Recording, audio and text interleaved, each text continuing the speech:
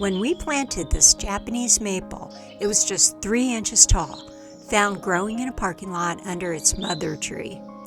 We rescued it before a landscaping crew could bury it in mulch, and we brought it home in a paper cup, planted it, and watched it grow and change colors with the seasons.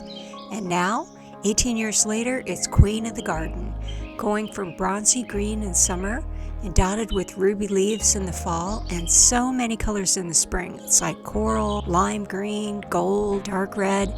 And then it gets these magenta and lime green seeds, thousands of them. And one of these seeds led to the first grandchild of the original tree. And if you'd like to find a similar tree, we'll tell you how to do it with love for a country house.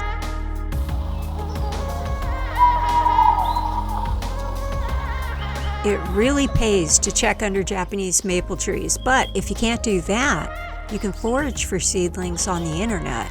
I mean, look at the variety on Facebook Marketplace alone, where someone else has done the foraging, and you can have these trees at great prices. And yes, many will mail the trees to your home. And you'll find they'll grow very quickly, and they change colors depending on how much sun they get. And if you get too many seedlings, maybe you'd like to try making a bonsai. We really want to try this with any extra maples we get. But did you know that if you have the space to plant a bonsai tree in the ground, it'll grow into a full-size tree with a very interesting shape? But we've got limited space, so we love the idea of trying a bonsai in a container. The third way to forage for Japanese maples is to collect or buy the helicopter seeds. And this may be harder than it sounds because not many of these samaras seem to germinate. And the ones that do can take up to a year, providing they get a cold period and they also need light.